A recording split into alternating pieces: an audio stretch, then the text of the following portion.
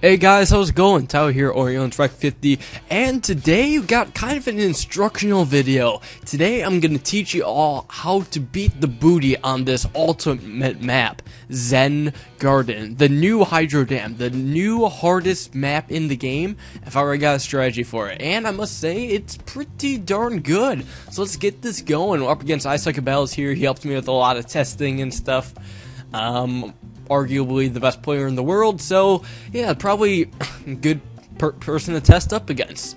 I'm going to ignore his strategy for the time being, because, I mean, we'll see what happens to it eventually, but nevertheless, I start off with the 0-1 Ninja. Just have him on first, start him right there, and the purpose of him is to get the economy balloons. I know, ninjas generally suck in battles, but they work quite well. They don't do well against group balloons, so that's why you gotta get that 0-0 cannon right there. Right up in that bend, and it'll catch all the economy balloons you need.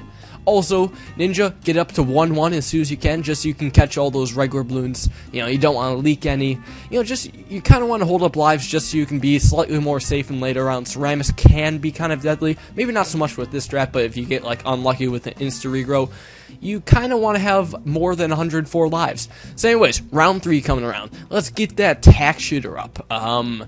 Tack shooter, I hope I didn't say something else, but yeah, you want to get that there, and you want to get that to 3-0. It can be at 2-0 at the start of round 4, but eventually during round 4 you're gonna want to have it at 3-0, just so we can deal with all those pinks and blue layering stuff.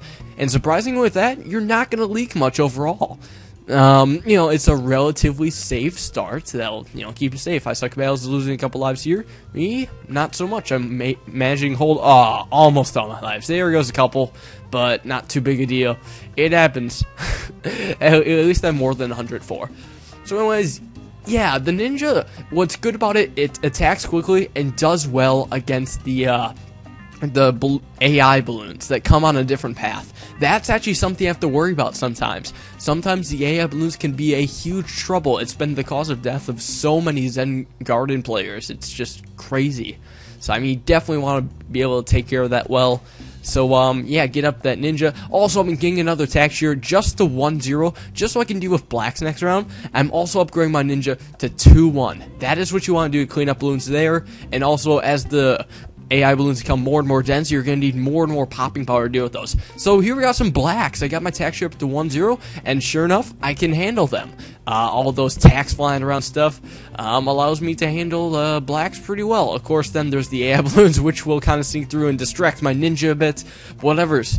I'm still, you know, not at risk of, you know, death or anything like that.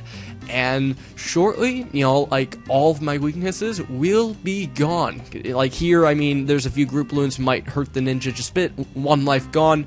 Oh no. So yeah, here's the thing though, the strategy is a bit expensive. Like, you know, you do have to pay a lot to have a solid D. Of course, that's how it works in the real world too. But you don't get too much economy. The ideal is maybe 520 to 570 economy. That's your range about. So now, round 8. Sell your 1-0 cannon, or 1-0 tack shooter and 0-0 cannon to get a Ring of Fire. Because the Ring of Fire is going to help so much. It pops a ton, and it gets into the other path too.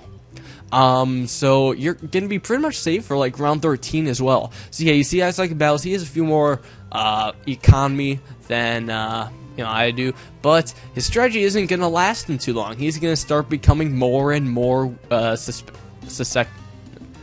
weak to the AI balloons. I was trying to say like frick, I can't talk, whatever, ignore that.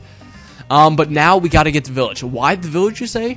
Just with the mortar, you're not gonna be safe. 0-2 village, if you stop your economy before round 9, you will be able to afford 0-2 village. Almost guaranteed, but if something does like go horribly wrong, you can maybe just sell the Ninja or something, you'll be perfectly fine. But now we're starting to understand the beginning, and let's just sit and watch as iSuckABattles strategy crumbles apart. Because yes, it's not going to last too long, but I just wanted to get this in so you could understand, or at least get a first glimpse at the starting strategy. I'm going to make sure I play this multiple times just so it's embedded inside your guys' head. So yeah, victory there, and we're up against iSuckABattles again. Same You know, same map and all that, same guy. I think he's going with a different strategy, but we're going to go through the opening just one more time, just so you guys actually, you know, get it. And I'm going to explain, like, all the specifics, too, like, with how many balloons ascend and when, because I'm very consistent with how I do all this. So, yeah, 0-1 Ninja, of course, you want to get that. That is good enough to deal with all the balloons. And then, of course, next, 0-0 Bomb. So yeah, this game will also go a bit further too, like, past ceramics and stuff. Well, I mean, you'll see. But, of course, round 2, you want to be sending out those balloons as soon as possible. Keep an eye on, the economy boost between 30, or after 30 seconds. Don't let your money drop below $34, because otherwise you won't be able to afford the 1-1 Ninja, so just keep an eye on that. Be a bit careful. Just, you know, you might leak a little bit if it's just 0-1, but you definitely want it to be 1-1 for, like, upcoming rounds like 3 and 4 and all that, because otherwise you won't be able to pop much. Now for round 3, start allowing a bit of money so you can do the tax shooter upgrades. This is when you'll kind of have to stop sending out economy balloons just so you can afford this. So you get the tax shooter, then you buy the upgrade, then spend whatever money you have left. Buy the upgrade, spend whatever money you have left, except you won't have any money this time. Round 4, you'll have enough money to send out exactly 2 pinks, sometimes 3 if something went different. But, yeah, 2 pinks. You know, it'll harass them maybe a little bit, but that'll be just enough for you to get the tax shooter sprayer. However, I kind of goofed. I accidentally sent a balloon when I didn't want to, and now that I had to wait. So I leaked a little bit. Oh no, it's a big deal apparently. Yeah, I don't know. So we got all that up, and now blue and pink harassment. Besides the solid D, you have to harass on this map.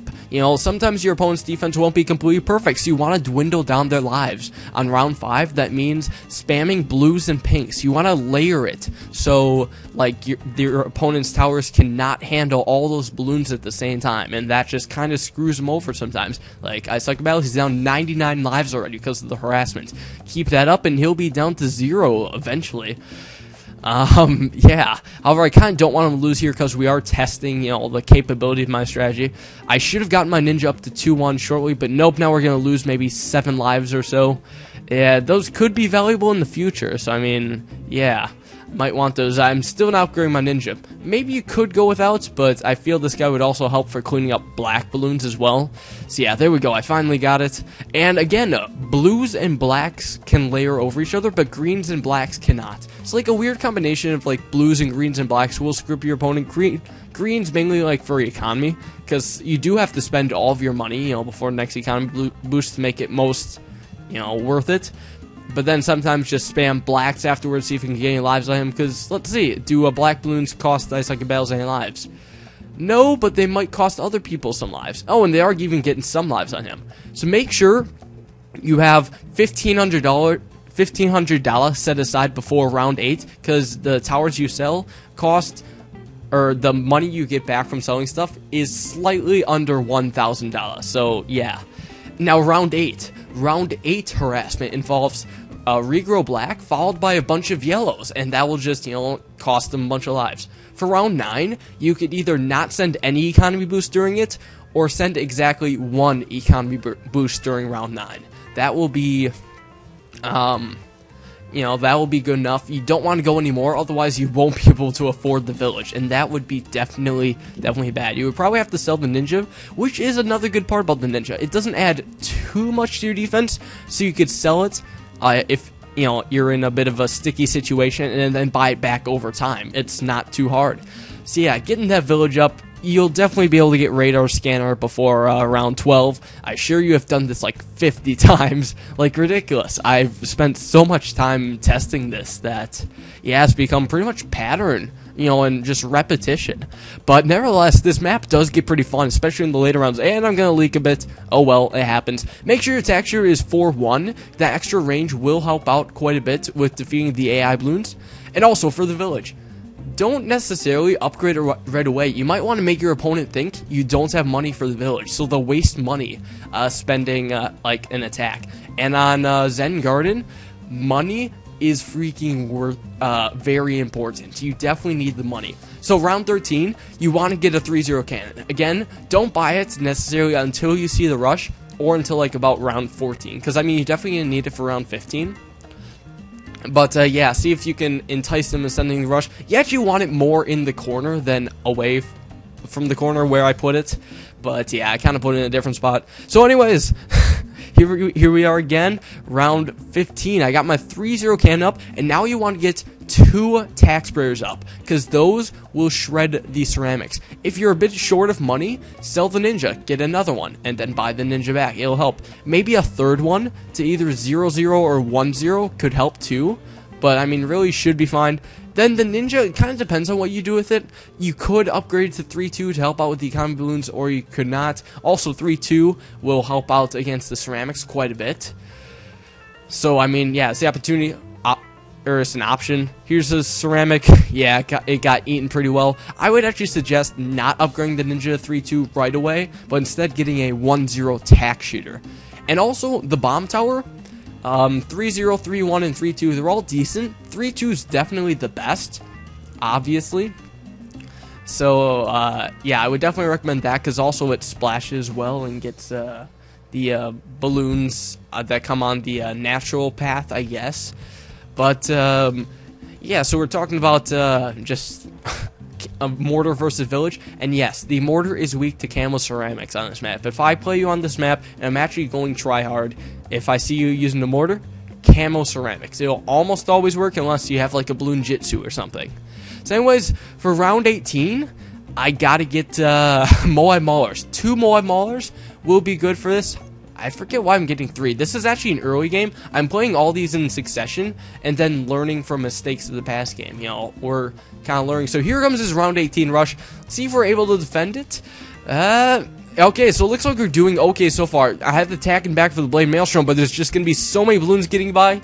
So sadly, that setup did not work against a round 18 rush. However, we're starting again here from round 12. I Suck at Battle somehow has 3 lives. Oh my gosh. And now, this time, we're gonna correctly defend the Moab. Yeah, and a round 18 rush. So that means a Moab and fast cooldown ceramic, so I will show you shortly how to actually defend that. But yeah, these games just are being played in a row, and this is kind of example of, well, how to test. Also, he sent a little teaser Rainbow Rush just to see how my Ring of Fire did. You know, I mean, it did perfectly fine, and 3-0 cannon to clean up. You're set against Rainbow Rushes.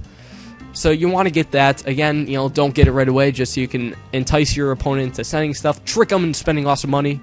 But then get tack shooters, get 2 of them, possibly even 3 if possible. Here's an example of me selling my ninja to get that, and now I'm buying the ninja back, even though I probably didn't even need to. But yeah, here's a couple camo ceramics. This is kind of an example of, well, how I do against it, and there you go. It got destroyed pretty easily. So, yep, there's that. Of course, there is the risk of an instant regrow, but I mean, if you have to, you could like try to use fast fingers by a Maelstrom at the end real quick, and you'll be fine. You'll manage one way or another. So again, get up 2 Moab Maulers. You don't need 3, you only need 2 for round 18. That is perfectly enough, because you definitely want to spend your leftover money on backup stuff in the back. So in case you haven't noticed, I've exactly 570 economy this game. Again, it varies a bit more.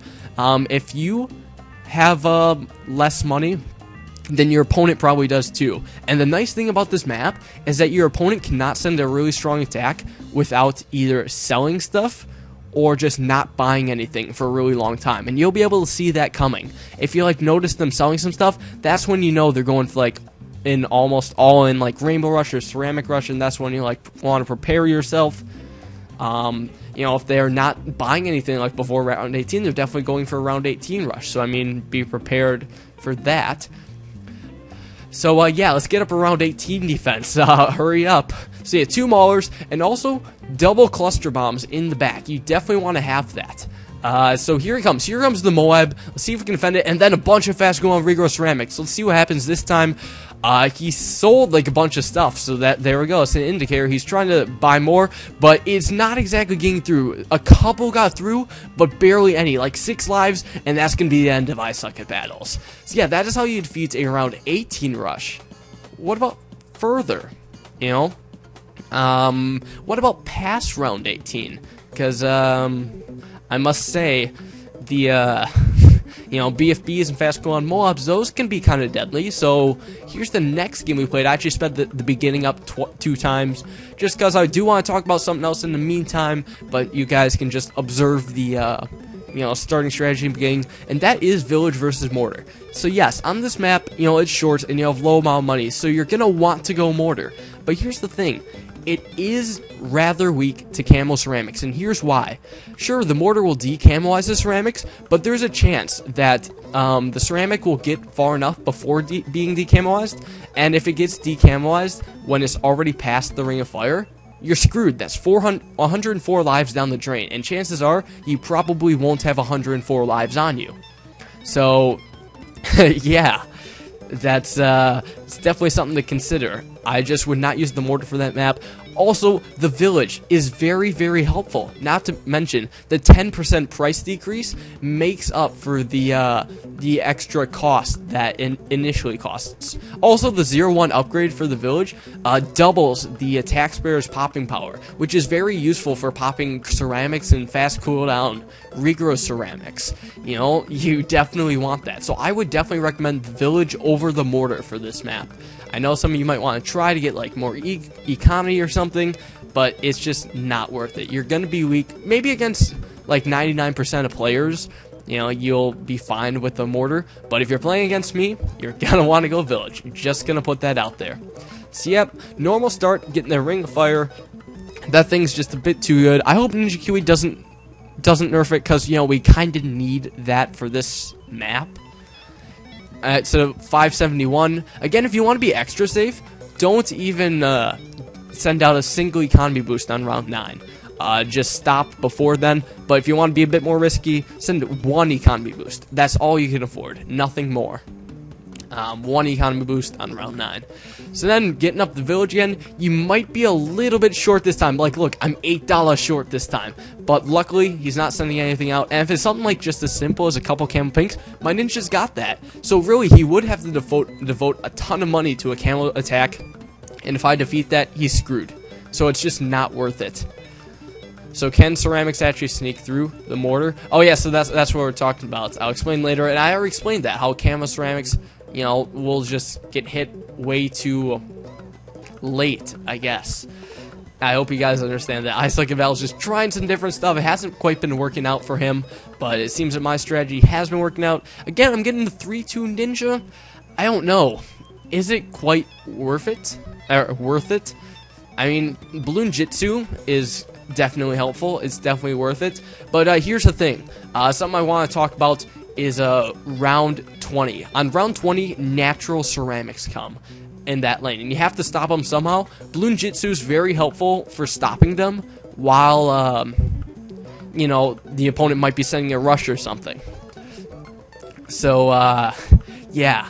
Also, for round a 20, I guess, because that's what we're preparing for in this video. I know for a fact he's going to send a round 20 rush, so that's what's coming. I've slowed this down to regular speed now, so you guys can all watch it. I'm trying to prepare myself.